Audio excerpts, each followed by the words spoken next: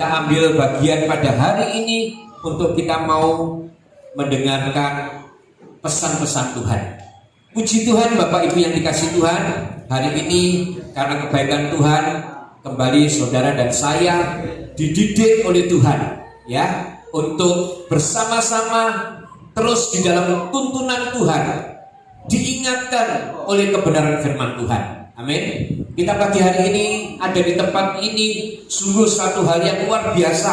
Nah, saya percaya selama hidup setiap kita tetap mengandalkan Tuhan dan percaya kepada Tuhan, maka saya percaya rencana Tuhan juga akan terjadi dalam hidup kita.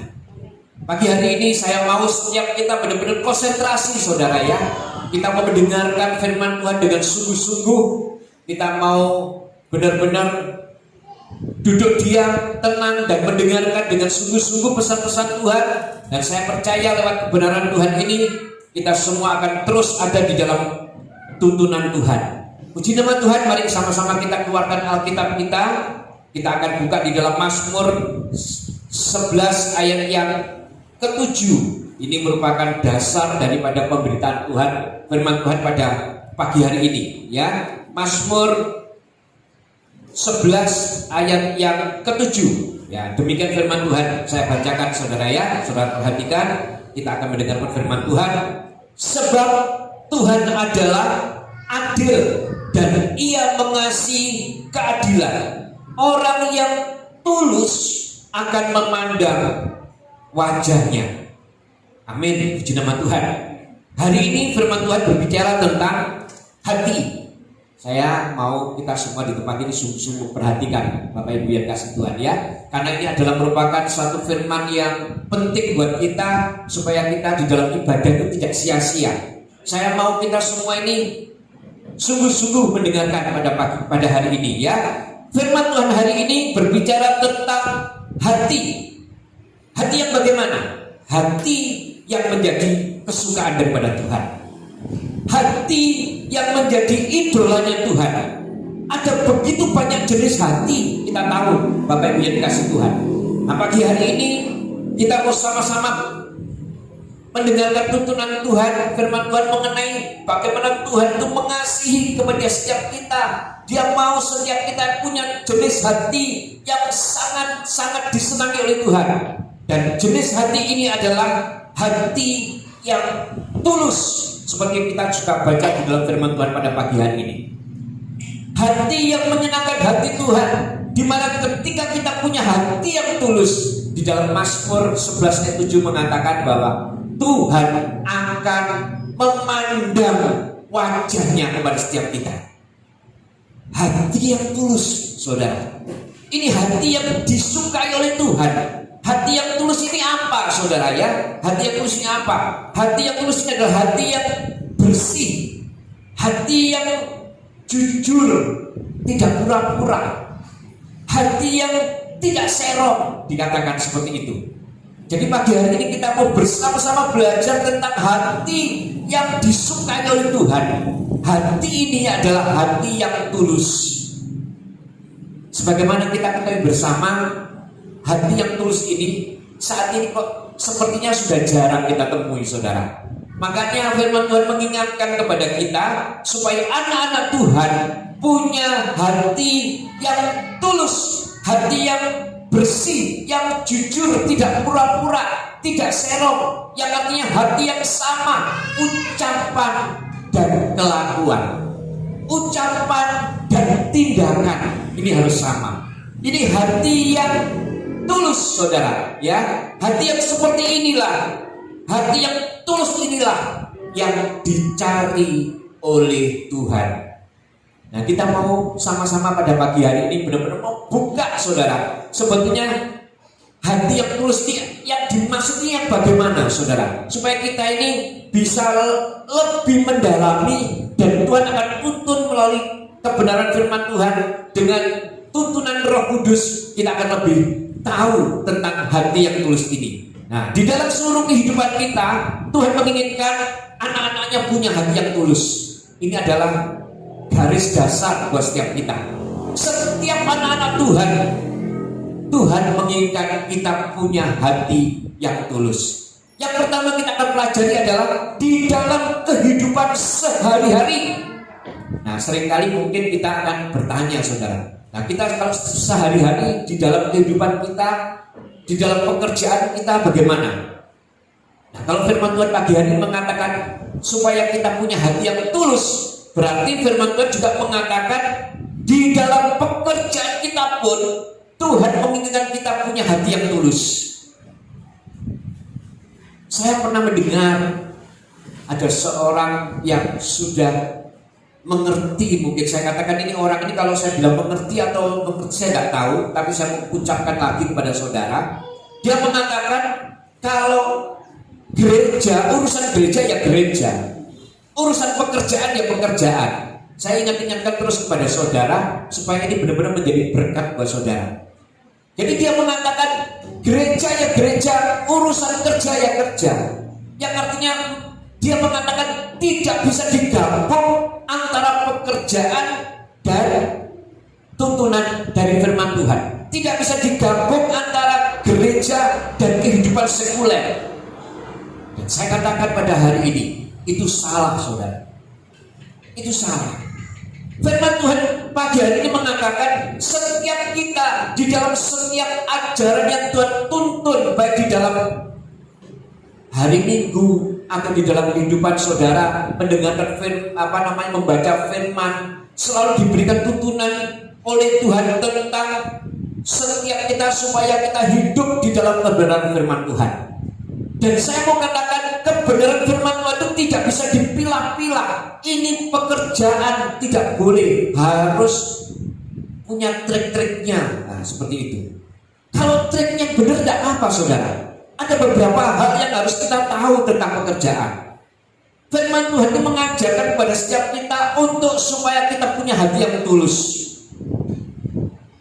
hati yang jujur, hati yang benar-benar menjadikan satu label atau lambang bahwa di dalam kita ini ada Tuhan. Hati yang tulus inilah yang harus kita kerjakan di dalam setiap kehidupan kita. Di dalam pekerjaan kita pun harus punya hati yang tulus. Hati yang tulus itu bukan berarti hati yang bodoh, saudara. Saya mau kasih tahu kepada saudara, harus kita pilahkan hal ini. Hati yang tulus adalah hati yang penuh dengan kejujuran. Di dalam pekerjaan kita pun kita harus benar-benar jujur.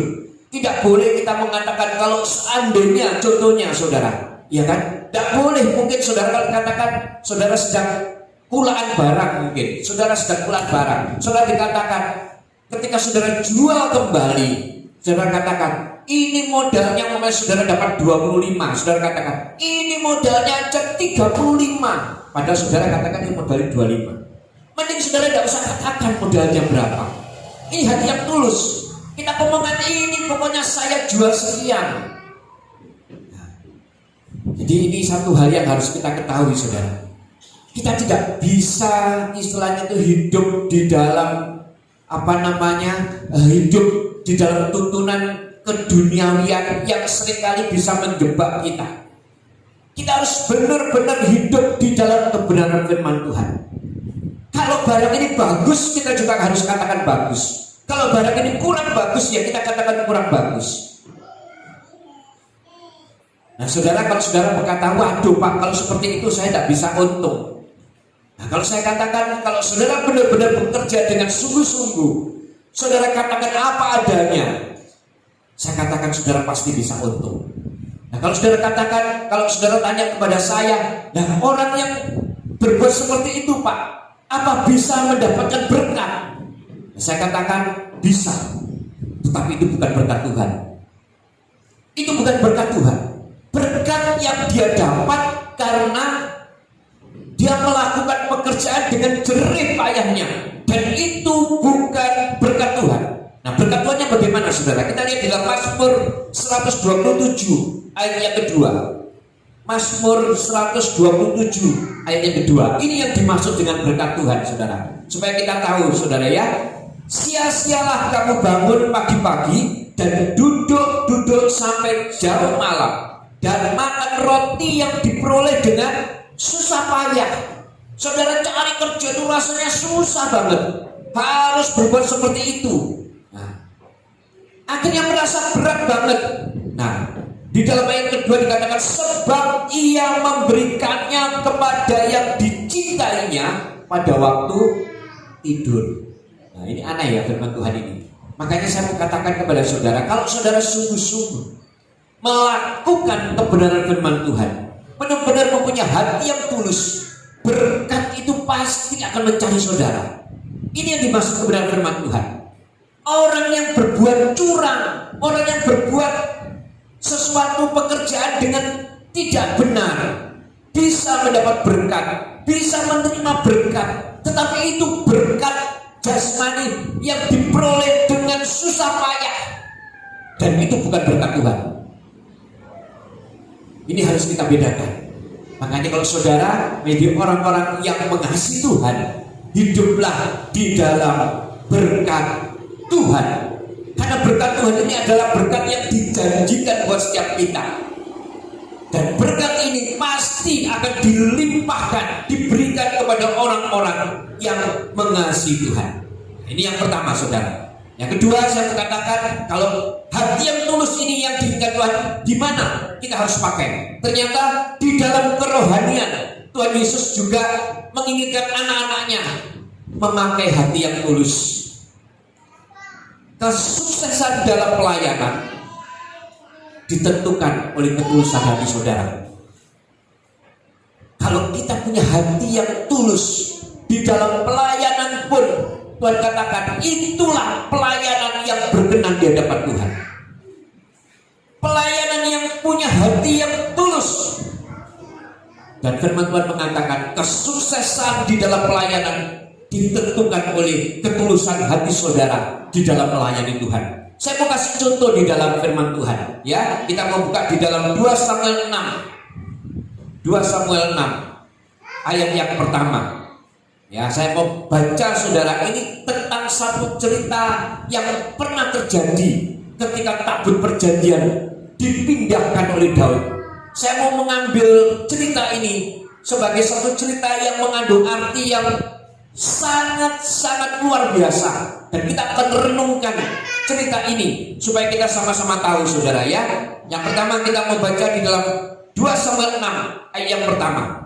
Daud mengumpulkan pula semua orang pilihan di antara orang Israel, 30.000 orang banyaknya. Nah, yang pertama ini menceritakan tentang Daud itu punya satu keinginan, yang artinya ada satu pelayanan rohani yang akan dilakukan untuk memindahkan tabut perjanjian, ya, dikembalikan kepada tempatnya yang harus dan semestinya ditempatkan. Nah, yang pertama dikatakan bahwa ada satu pelayanan di mana Daud mengumpulkan semua orang pilihan di antara orang Israel, 30.000 orang banyaknya dikumpulkan oleh Daud. Nah, terus ayat kedua dikatakan seperti ini saudara, di dalam 2 Samuel 6, ya. Kita akan baca pelan-pelan.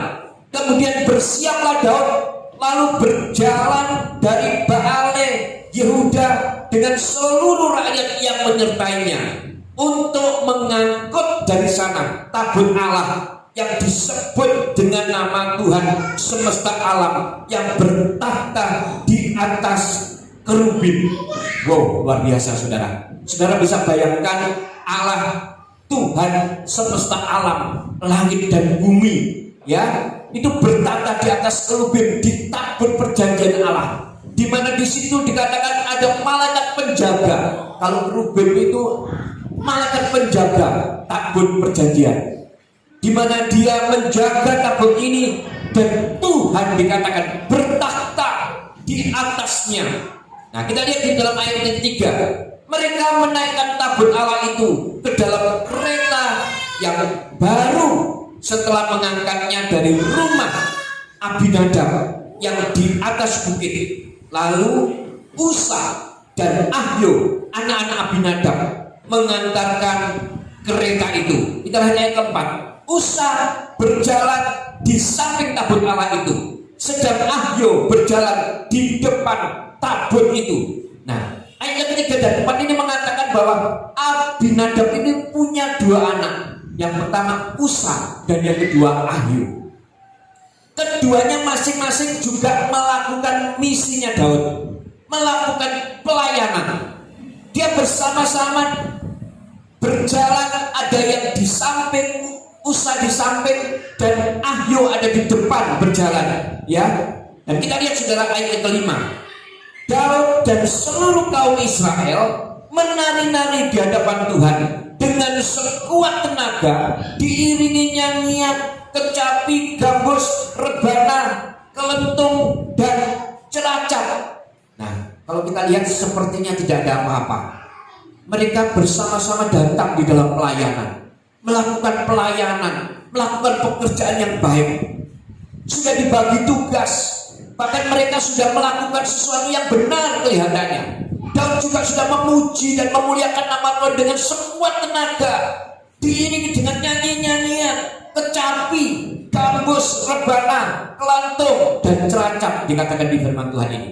Tapi saudara lihat ayat yang ke-6, ya, dikatakan begini. Ketika mereka sampai ke tempat penggirikan Nakhon, ya, kayak kalau sekarang ini mungkin seperti Sleman gitu saudara, ya, maka Usa mengulurkan tangannya kepada tabut Allah itu, lalu memegangnya karena lembu-lembu itu tergelincir. Saudara lihat, Usa anak Abinadab memegang tabut perjanjian ketika ditarik oleh lembu untuk berjalan tergelincir. Tabut itu dipegang oleh Usa, ya.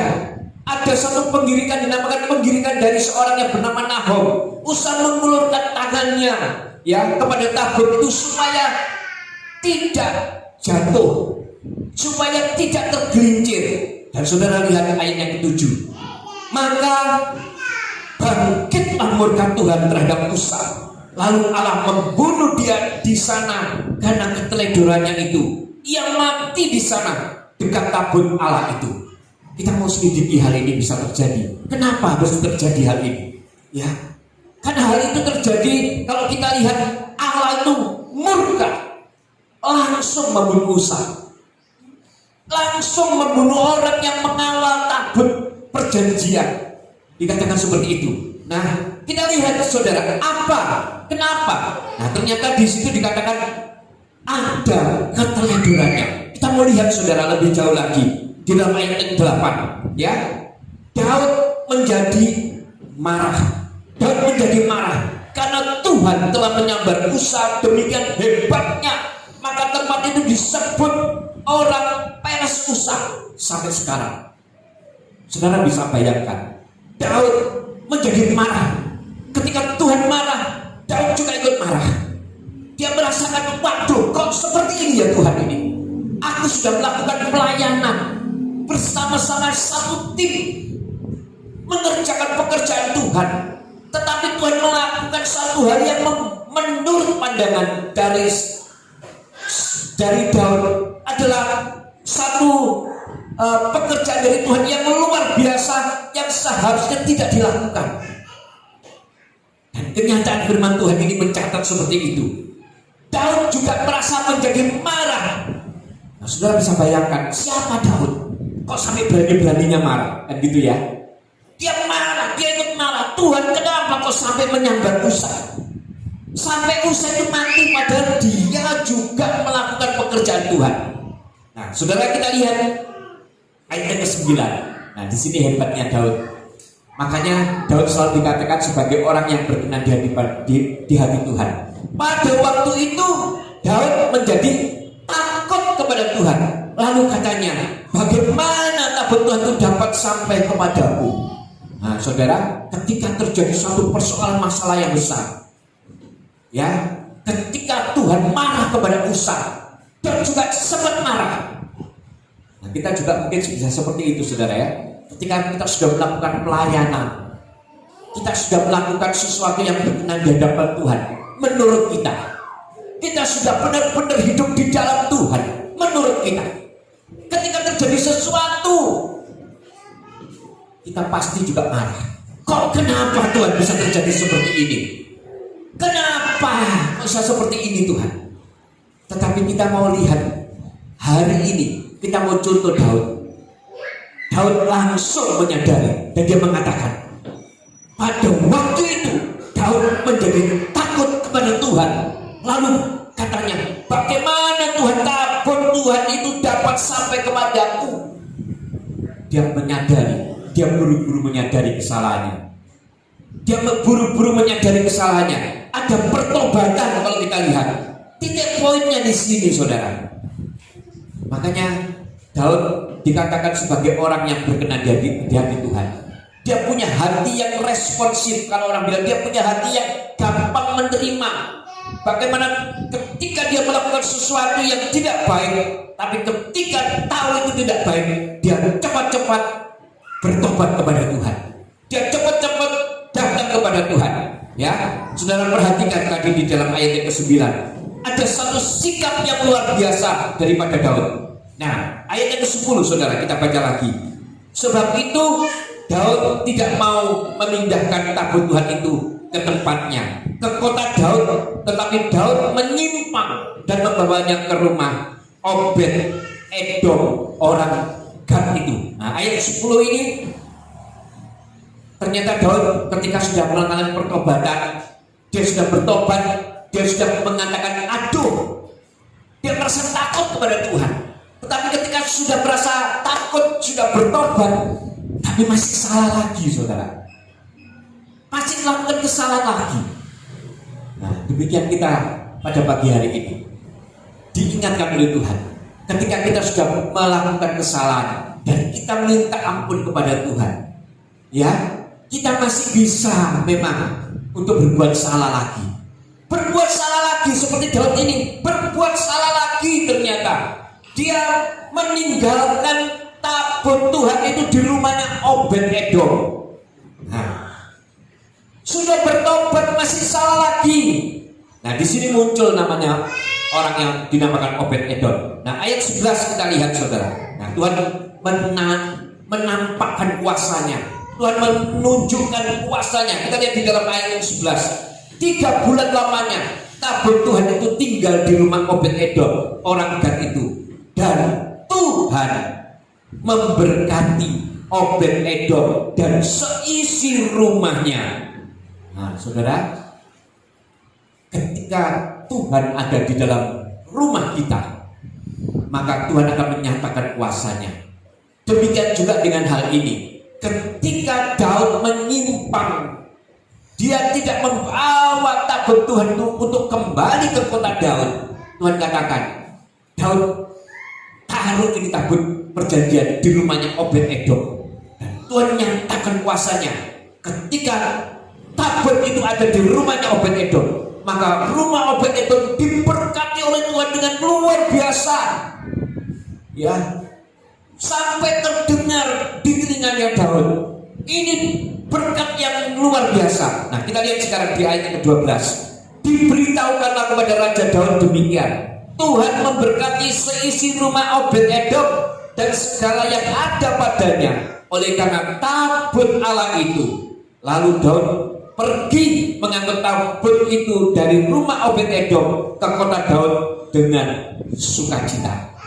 Kembali Daud menyadari kesalahannya. Ketika dia tahu, oh ternyata ada berkat Tuhan di dalam kehadiran Tuhan, maka dia datang. Dia kembali membawa tabut perjanjian dengan sukacita. Ya. Nah, kita lihat sekarang, saudara, di dalam ayat yang ke-13 dikatakan, apabila pengangkat tabut Tuhan itu melangkah maju 6 langkah, maka ia mengorbankan seekor lembu dan seekor anak lembu gemukan. Nah, saudara, ini saudara perhatikan. Kita sama-sama mendengar firman Tuhan pagi hari ini. Ya, saudara perhatikan. Ada cara lain yang dilakukan oleh Daud. Dia melakukan ketika 6 langkah, ada yang dikorbankan. Dan yang dikorbankan itu mengorbankan 1 lembu dan seekor anak lembu yang gemukan, dikatakan di dalam firman Tuhan ini. Nah, saudara, di dalam pelayanan kita pun juga hal ini bisa terjadi. Di dalam pelayanan kita pun ternyata juga harus ada pengorbanan. Kalau kita mau pelayan, kita berkenan di hadapan Tuhan. Kalau kita mau pelayan, kita ini menyukakan hati Tuhan. Ada yang dikorbankan.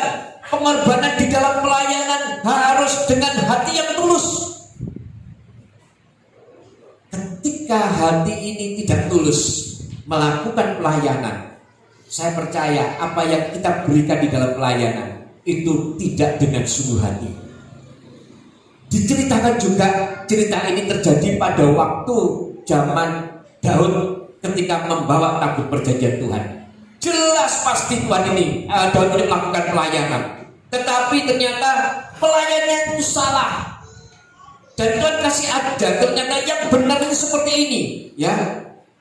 Ternyata ketika Daud mempraktekannya, ada yang dilakukan Daud tidak sama ketika melakukan pelayanan dulu. Dia adakan pengorbanan. Dia melakukan pengorbanan. Nah, saudara, hati yang tulus dari Daud dengan mempersembahkan korban satu lembu ditambah satu lagi anak lembu yang gemukan. Yang artinya pengorbanan dari Daud ini bukan pengorbanan yang biasa-biasa saja, tapi pengorbanan yang luar biasa. Sudah memberikan satu lembu, masih ditambah lagi dengan anak lembu yang gemuk, dikatakan seperti itu. Berarti kalau kita ini lihat cerita ini, Daud itu memberikan persembahan. Itu bukan sekedar persembahan yang biasa-biasa saja. Saya percaya di tempat ini kalau kita ini memelihara peliharaan, ya, kambing atau domba gitu, kan sudah tahu kalau mulai dari kecil ini bibit yang unggul, bibit yang baik, kita kan sudah tahu. Nah, dikatakan di dalam firman Tuhan ini, Daud memberikan anak lembu yang gemuk. Yang artinya, saudara, berarti Daud itu sudah tidak mikir, pokoknya dia memberikan persembahan di dalam pelayanannya itu yang terbaik. Yang terbaik yang diberikan oleh Daud. Nah, kita lihat sekarang ayat yang ke-14. Ya. Dan Daud menari-nari di hadapan Tuhan dengan sekuat tenaga. Ia berbaju efod dari kain lenan. Daud, ayat 15, Daud dan seluruh orang Israel mengangkut tabut Tuhan itu dengan diiringi sorak dan bunyi sangkakala. Dia melakukan hal yang hampir sama dengan perjalanan yang pertama. Dia juga menari-nari dengan sekuat tenaga, ya. Daud tetap melakukan bagiannya, dia tetap melakukan pekerjaannya, dia tetap melakukan itu, saudara. Ya, maka kita lihat di dalam ayat yang ke-16, ya, ini menarik, saudara. Kita mau lihat sama-sama. Ketika tabut Tuhan itu masuk ke kota Daud, maka Mikal, anak perempuan Saul, menjenguk dari jendela, ya. Lalu melihat wajah Daud meloncat-loncat serta menari-nari di hadapan Tuhan. Sebab itu ia memandang rendah Daud dalam hatinya. Ya, tabut Tuhan itu dibawa masuk, lalu diletakkannya di tempatnya di dalam kemah yang dibentangkan Daud untuk itu. Kemudian Daud mempersembahkan korban bakaran dan korban keselamatan di hadapan Tuhan. 18. Setelah Daud selesai mempersembahkan korban bakaran dan korban keselamatan, diberkatinya bangsa itu demi nama Tuhan semesta alam. Ayat 19. Lalu dibagikannya kepada seluruh bangsa itu, kepada seluruh khalayak ramai Israel, bahwa laki-laki maupun perempuan, kepada masing-masing seketul roti bundar, sekerat daging, dan sepotong kue kismis. Sesudah itu pergilah seluruh bangsa itu masing-masing ke rumahnya. Nah, ini yang dilakukan Daud. Ternyata ketika dia datang membawa tabut Tuhan, Daud juga melakukan bagiannya. Ya, dia mengerjakan apa yang menjadi bagian Daud. Dia melakukan pelayanannya dengan sungguh-sungguh. Nah, kita lihat sekarang ayat yang ke-20, saudara. Ayat ke-20, ya. Di sini dikatakan, ketika Daud pulang untuk memberi salam kepada seisi rumahnya, maka keluarlah Mikal binti Saul mendapatkan Daud. Katanya, betapa raja orang Israel yang menelanjangi dirinya pada hari ini di depan mata budak-budak perempuan, para hambanya, merasa dirinya terhormat pada hari ini seperti orang hina dengan tidak malu-malu menelanjangi dirinya. Tetapi ayat 21, tetapi berkatalah Daud kepada Mikal, di hadapan Tuhan yang telah memilih aku dengan menyisikan ayahmu dan segenap keluarganya untuk menunjuk aku menjadi raja atas umat Tuhan, yakni atas Israel. Di hadapan Tuhan aku menari-nari. Pekerjaan Tuhan, pelayanan Tuhan itu tidak dibutuhkan yang namanya jaga image, saudara. Seringkali kita melihat hal seperti itu. Ini seorang raja yang luar biasa, punya kekuasaan yang besar, dan raja ini melakukan satu gerakan di mana dia melakukan menyembah Tuhan, menari-nari, ya. Bahkan dikatakan dia ini menari-nari di hadapan banyak orang karena dia memuji Tuhan. Tidak ada dia merasa aku ini raja, aku memuji Tuhan ini isin, atau dia jaga image. Kita dikasih contoh oleh Daud. Daud raja yang begitu besar, dia tidak punya satu rasa di mana dia menganggap kalau aku di hadapan Tuhan, ya inilah aku, memberikan yang terbaik kepada Tuhan, bahkan menari-nari seperti orang yang memang benar-benar melakukan yang terbaik untuk Tuhan, tidak punya malu lagi. Nah, ini diingatkan oleh istrinya, anaknya Saul. Kok seperti itu toh, Pak? Kamu itu kan raja. Dia tidak melihat bahwa sesungguhnya raja di atas segala raja, yaitu Tuhan yang Maha Besar, itulah yang sedang dipuji dan dimuliakan oleh Daud. Saudara lihat, ternyata di sini pun juga ada mengandung arti. Di dalam pelayanan ternyata juga dibutuhkan kesatuan. Kesatuan antara siapa, saudara? Antar pelayan Tuhan. Di dalam keluarga kita, kalau ada yang sudah mau ambil komitmen di dalam melayani, Tuhan juga mengatakan harus ada komitmen bersama. Terutama suami istri, di dalam pekerjaan Tuhan harus ada kesepakatan. Tidak bisa kita berjalan sendiri-sendiri. Kalau saudara berjalan, kok aku jalan sendiri, suamiku tak tinggal. Wes aku berjalan sendiri, nyonyaku tak tinggal. Tak bisa. Harus ada kesepakatan. Baru pelayanan ini berkenan di hadapan Tuhan. Ada saling menyokong, saudara. Ada saling mensupport. Ada saling mengisi. Ini pelayanan yang benar di hadapan Tuhan. Ini pelayanan yang betul, saudara. Di dalam pelayanan seperti inilah yang menyenangkan hati Tuhan. Ada ketulusan hati di mana mereka sepakat, ya, aku mau melayani Tuhan. Kamu mau memuliakan Tuhan dengan caramu, silakan. Aku akan support engkau. Nah, saudara lihat di dalam cerita ini, Mikal melakukan hal yang tidak sama. Dia tidak mendukung pelayanan Daud. Dia tidak mendukung apa yang dikerjakan oleh Daud. Ya. Nah, kita lihat saudara di dalam ayat ini. Di dalam ayat yang ke-23. Ini hal yang harus kita tahu bersama, saudara. Saya sebetulnya tidak mau buka firman ini, tapi saya mau ingatkan kepada saudara, kepada setiap kita, kalau di dalam pelayanan ada kesatuan, berkat Tuhan pasti tercurah. Tapi kalau tidak ada kesatuan dan saudara melakukan sesuatu yang tidak baik, saya takut bukan berkat yang kita terima. Nah, kita lihat sekarang saudara ya, di dalam 2 Samuel 6 ayat yang ke-23 dikatakan gini, Mikal binti Saul tidak mendapat anak sampai hari matinya. Ini gara-gara dia tidak mensupport pelayanan, bahkan melihat apa yang dilakukan oleh suaminya adalah suatu pekerjaan yang tidak menyenangkan hati Mikal. Dia katakan, kamu ini seorang raja loh. Kalau sekarang mungkin kamu ini seorang pengusaha loh. Kamu ini seorang bos lo, kamu ke rumah Tuhan kok mau? Kamu ke rumah Tuhan kok mau menari-nari, memuji, menyembah, nangis, angkat tangan, kok mau?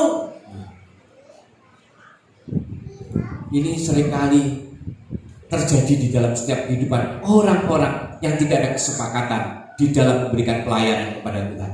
Makanya Tuhan mengingatkan setiap kita pagi hari ini hendaklah memberikan pelayanan di dalam satu kesepakatan. Di dalam keluarga pun ada satu kesepakatan yang dimana ketika kesepakatan itu dilakukan, melakukan pelayanan, nah, saya percaya pelayanan kita akan menjadi pelayanan yang berkenan di hadapan Tuhan. Ini hati yang tulus, saudara. Ternyata tadi kita pelajari ketika saudara mengatakan aku melayani Tuhan, tetapi tanpa hati yang tulus, tanpa ada yang dikorbankan, itu juga merupakan sesuatu yang kurang menyenangkan hati Tuhan. Tetapi ketika kita melakukan pelayanan sungguh-sungguh, ada yang dikorbankan. Saya percaya di tempat ini kita semua juga belajar untuk menjadi pelayan-pelayan Tuhan yang baik. Kita semua mau belajar. Kadang memang saya seringkali tidak akan pernah menegur orang yang tidak punya skill. Tapi saya mau mengingatkan kepada orang yang tidak punya hati yang tulus. Masalah keahlian itu bisa Tuhan tambahkan. Saudara bisa melihat di tempat ini, saya dorong semua untuk bisa melayani. Bukan karena suaranya tidak baik, tetapi kalau bisa menyanyi, ayo kita sama-sama untuk memuji dan memuliakan nama Tuhan. Untuk yang bisa melakukan sampai, kalau saudara lihat dulu, pemain musik semua juga tidak pernah pegang musik. Pegang gitar aja tidak pernah. Tapi kalau memang punya hati yang tulus, Tuhan akhirnya tambahin. Terus tambahin dan tambahin. Tapi kalau dengan skill atau dengan keahlian melayani Tuhan, ya lebih bagus lagi. Tapi kalau memang tidak punya, nanti Tuhan pasti akan tambahin. Yang penting hatinya tulus. Tapi punya skill, tidak punya hati yang tulus, juga tidak berkenan di hadapan Tuhan. Ini yang harus kita ingat, saudara. Ya, para pelayan Tuhan di tempat ini. Sama-sama mari. Saya pun juga berusaha untuk melakukan hal yang sama. Kalau mengingat memuji Tuhan, ya memujilah dengan sungguh-sungguh. Pelayan Tuhan, ayo kita memuji sungguh-sungguh. Ayo mengerjakan semua dengan sungguh-sungguh. Kita lihat contoh di dalam perjanjian lama yang dilakukan oleh Daud. Daud ini kurang apa, saudara? Dia sudah sungguh-sungguh melakukan pelayanan, niatnya baik, melakukan pelayanan kepada Tuhan. Tetapi ternyata itu tidak berkenan di hadapan Tuhan. Kenapa? Karena hati yang tulus ini tidak ada di dalam seluruh anggota pelayan. Mungkin dia melayani cuma karena berdasarkan ada tugas dari raja. Nah, pagi hari ini kita mau sama-sama, saudara ya, mengingat supaya kita ini benar-benar menjadi orang-orang yang punya hati yang tulus. Hati yang tulus ini adalah hati yang dicari oleh Tuhan. Hati yang tulus ini adalah hati yang menyenangkan hati Tuhan. Hati yang tulus ini adalah hati yang bisa membuat Tuhan ini melakukan mujizatnya atas hidup kita. Ada beberapa manfaat yang kita harus tahu ketika kita punya hati yang tulus. Ya, pertama kita lihat di dalam Amsal 10 ayat yang ke-29. Amsal 10 ayat 29. Nah, kita lihat saudara, jalan Tuhan adalah perlindungan bagi orang yang tulus, tetapi kebinasaan bagi orang yang berbuat jahat. Ketika kita punya hati yang tulus, firman Tuhan mengatakan ada perlindungan di dalam hidup kita. Ketika kita punya hati yang tulus, ada perlindungan di dalam hidup kita. Ya, yang kedua kita lihat di Mazmur 36 ayat yang ke-10. Ketika kita punya hati yang tulus, dikatakan dalam Mazmur 36 ayat 10 dikatakan seperti ini. Lanjutkanlah kasih setiamu bagi orang yang mengenal Engkau, dan keadilanmu bagi orang yang tulus hati. Ada kasih setia daripada Tuhan. buat orang-orang yang punya hati yang tulus.